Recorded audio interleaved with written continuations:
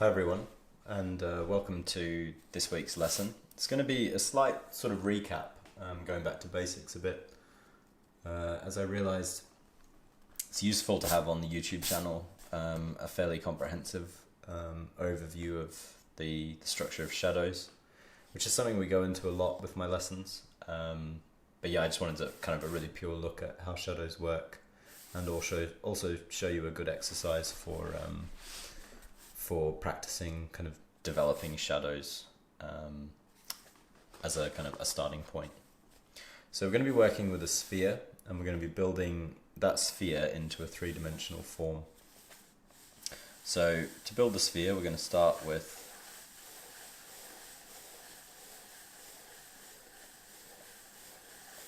sort of lightly sketched in circle. You don't want to make it too big, because if you make it really big, you're going to spend loads of time shading in. Don't make it too small either, because it's nice to have a reasonable amount of sort of space to work when you're developing the form. But we start with a circle, because viewed from pretty much any angle, a sphere will basically be formed of a circle. We're also going to imagine that this circle or this sphere is going to be sitting on a ground plane. So just going to put a kind of horizon line. If it was a ball or something, this would probably be the kind of line of the table that it's sitting on. So we've got a horizon line behind it. And to start thinking of the form, so thinking of turning this two-dimensional object into a three-dimensional object, we need to figure out some basic shapes that will define the basic shadow shapes and light shapes within the object. So I'm just going to adjust my light a little because it was flickering. So to start with, I want to figure out sort of how much of the ball is going to be in shadow. So if you imagine a light source that was kind of directly in front of where we're looking, it would illuminate the whole ball. There wouldn't be a shadow on it. As that light source kind of starts to travel around the ball,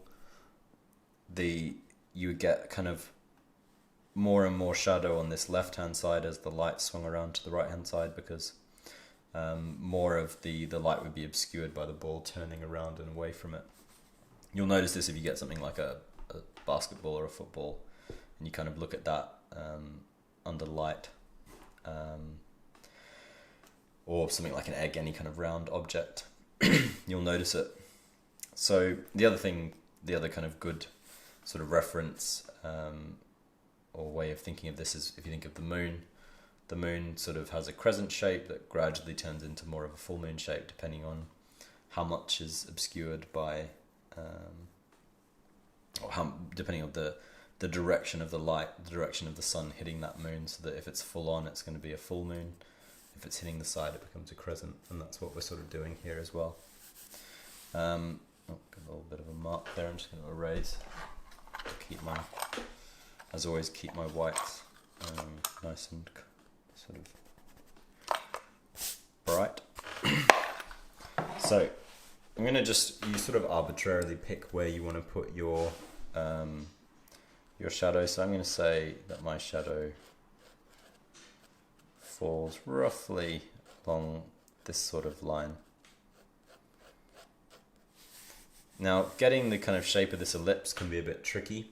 So you could work from some sort of actual life subject when you're creating this, and you can sort of think of the ellipse. But basically, imagine if you were kind of segmenting an orange, the sort of shape you would get. It's a good exercise, actually, if you just get like an orange and you draw lines around it. You can kind of see as you swivel that line, how does it change? But I'm just kind of guessing at this. So I've got this shadow blocked in, and this is called, so this is a first kind of named shadow. This is called a form shadow. And this shadow occurs because the form is turning away from the light source, and at some point it's not receiving any direct light, so it becomes a shadow. And it becomes a shadow based on the form. Now the other shadow we're going to block in initially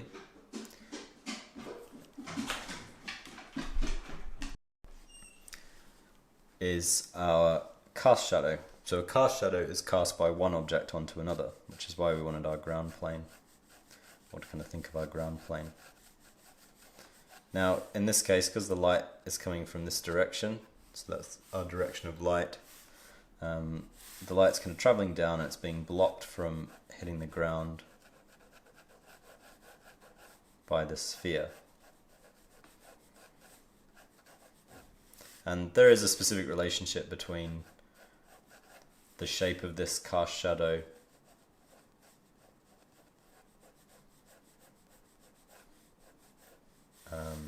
the direction of the light and the kind of the nature of the form shadow.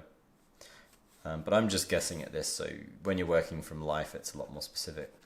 I'm going to shade in these shadows. I'm going to shade them in together. So you'll notice from a lot of my other videos I try to group shadows initially. Even though these are going to end up different values and there's going to be a differentiation between them.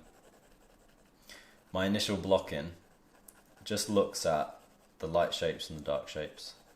So any shadow, any form shadow, any cast shadow, they combine if they're next to each other. I just want to lay over a general tone that averages out my shadows. And already, just by by getting my shapes correct, or reasonably correct within the realms of what I'm doing here. So placing the shadow on the ground, the shadow on the edge of this circle. The circle's not even particularly kind of heavily drawn in. But doing that already makes it start to feel like it's maybe a three-dimensional object. So, just to recap, we've got our cast shadow and our form shadow, and they're combined. Now, the next thing that happens with form, or the way that I like to structure it when I'm teaching and when students are first kind of learning to draw, is to work within the shadows. So leave the lights, anything that's being hit directly by the light source, leave them alone and leave them kind of clear.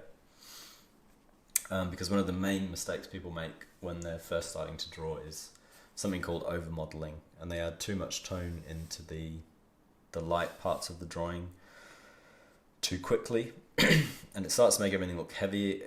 At best it looks shiny, and at worst it looks like the object is sort of dirty because it's got bits of tone that are out of place. So you want to keep your tones well structured.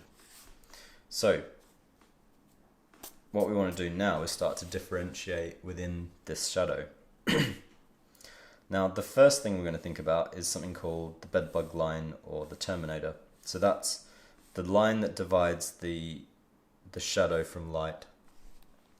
So there comes a point in the halftones of this sphere as they turn around where eventually they're no longer receiving any direct light. Now, in any kind of environment, unless you've got like pure black objects, there will be some reflected light bouncing back into the shadows, and it's a sort of reverse of the direct light source hitting the lights. And what that means is, if our light was bouncing up from this white tabletop, which is another reason why I've got this tabletop kind of conceptually in the space, that means that the center of the shadow, the core of the shadow, is going to be lighter than the regions that tend to go towards the light, which seems counterintuitive, but something people often do, again, kind of misconception and mistake people make is to just kind of gradually make things get lighter as they go towards the light and darker as they go towards the dark. But if you've got a shadow shape like this that's quite defined, you want to build up what's called a bedbug line, or what I call a bedbug line. As I say, it's also called the Terminator because it's where the light terminates. I believe it's called a bedbug line because apparently bedbugs run along the edge between a shadow or the edge of a shadow basically, because they're harder to spot there.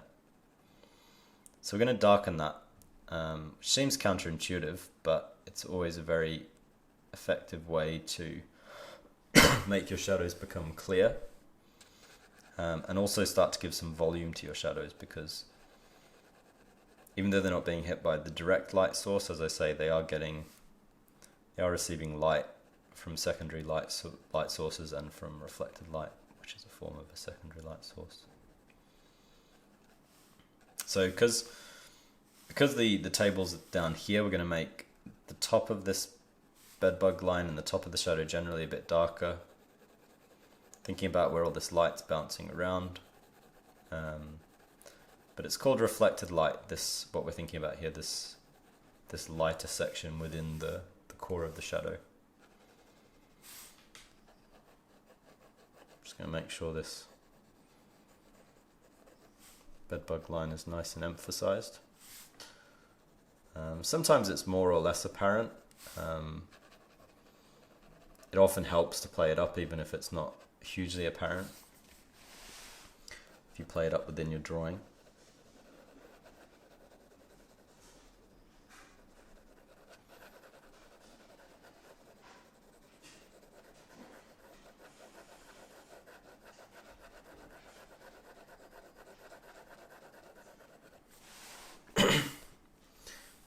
I'm also just going to add a little bit of tone to this far edge of the shadow, because we want to make it feel like the center of the shadow is receiving light, so it's kind of got this core that's just a little bit lighter than the rest of it, and then our tone is kind of gradually, with a kind of gradient, moving back and away from that. Now the next part of the shadow we're going to think about is this really dark notch caused by the fact that at this point here where the ball in shadow is wrapping around to the ground, there's not much reflected light, because as you get closer into that crease, what becomes basically a crease, light just isn't really there, because it's bouncing here and here, and it's kind of gradually getting these two surfaces really close to each other, and they're not receiving light or any direct light. They eventually just become extremely dark. So you see this in creases, things like nostrils are always pretty dark, creases around the eyes, kind of heavy creases in faces, or creases where someone's sort of folded part of their leg back or something like that. These sections usually are the darkest part of any drawing, certainly any lighter form. So we're just going to get that good sense of that sketched in. But then moving away from that, again, we've got some kind of general sort of atmospheric light, what we're imagining, so as we move away from that, it gets gradually lighter again.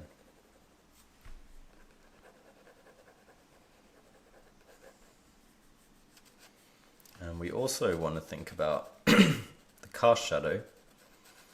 As that cast shadow moves further away from the object casting the shadow, the edges of it become softer, because it's not as clear where the light rays are going. The further away the light becomes cast, it becomes more confused. So it's nice and crisp up this sort of point. But as it goes further away, we want to soften it out.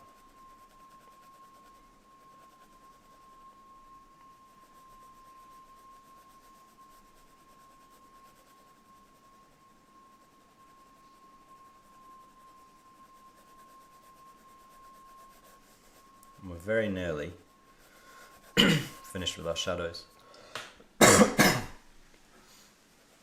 Please excuse my coughing all today. So it's nicely kind of softened off.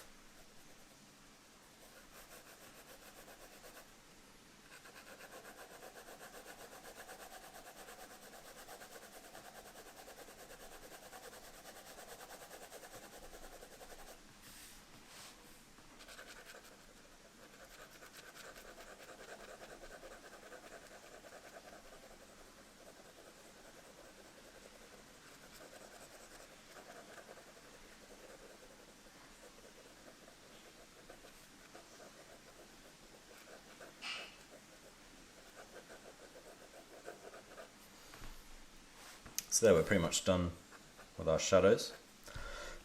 So to recap, we've got our bedbug line, which becomes dark as this kind of section of the shadow receives less of the reflected light, and it's obviously receiving none of the direct light. We've then got our kind of aspect of that is this reflected light within the center of the shadow, the core of the shadow. Then things getting kind of gradually a little bit darker as it wraps back down. So we get to this kind of quite creased section, this area that's receiving very little reflected light, so it becomes the darkest part of the drawing. Then from there it's lightening off again, and the shadow, penumbra of the shadow, the edge of the shadow is softening off. So yeah, that's pretty much, seems okay. Slightly dodgy LED light today.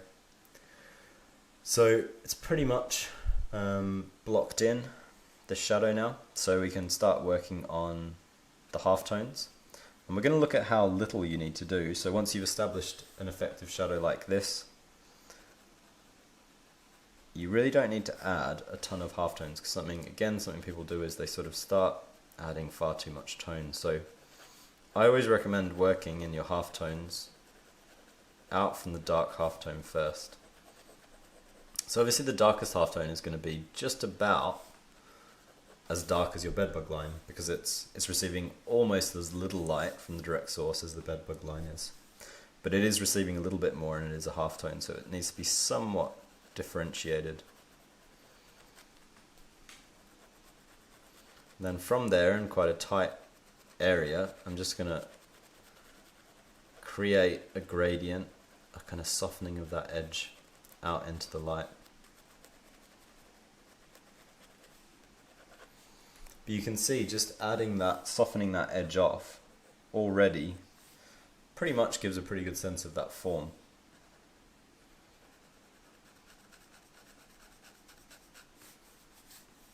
I can also spin it around a bit.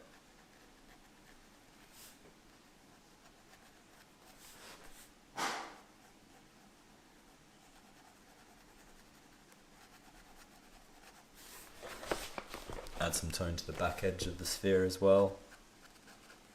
Make it feel like this central portion of the sphere is going to be the lightest, it's receiving the most light.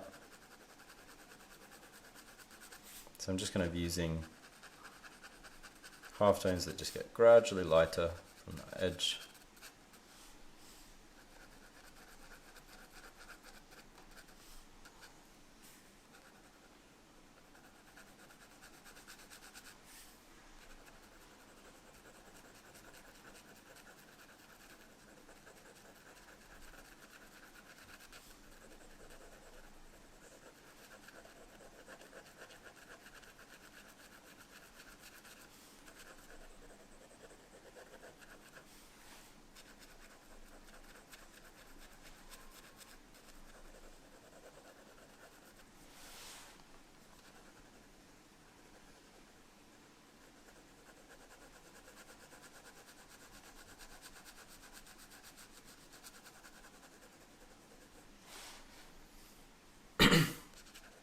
And we're just about there now.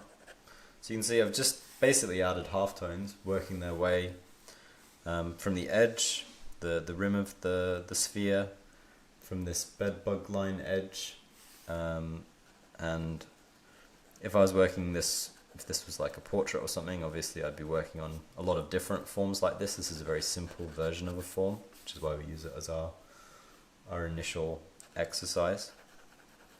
I can just carry on kind of gradually adding those halftones, but being very careful not to add too much tone into the lighter section. So you can see it has a nice sort of sheen, this object. It doesn't feel too shiny. If I started adding loads of tone,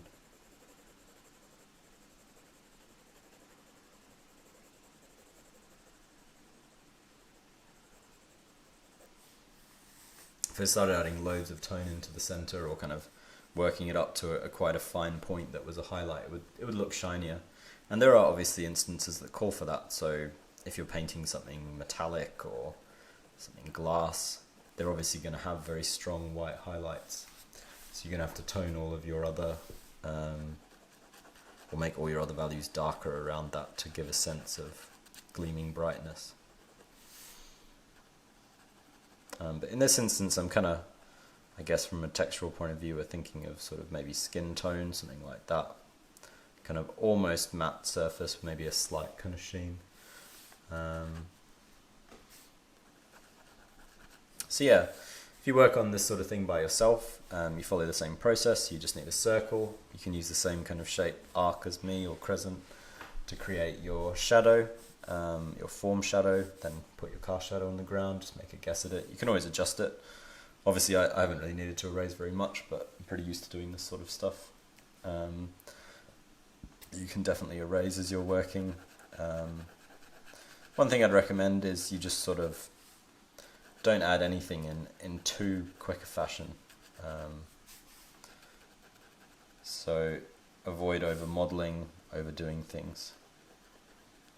Just add stuff gradually, add tone gradually.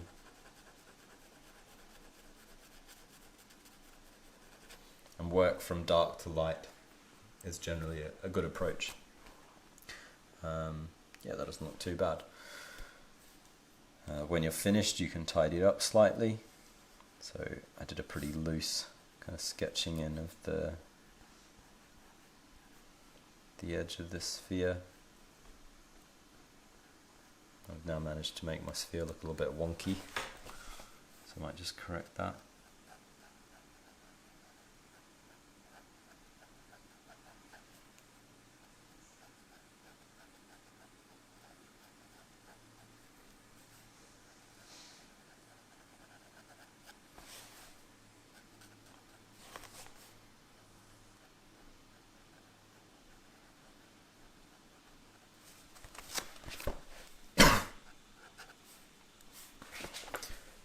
Too bad. Possibly went slightly too dark at that edge now, so it feels a little bit too drawn in.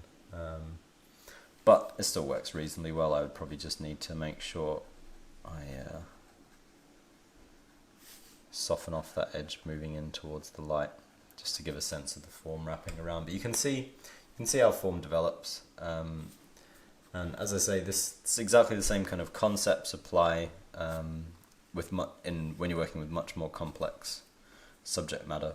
So you just apply the same principle if you're drawing a nose, drawing eyes, and so on. But yeah, nice simple one for today, and that's it. As always, follow us here on YouTube and check out the link through to the course page. But that's it, and I'll see you guys soon.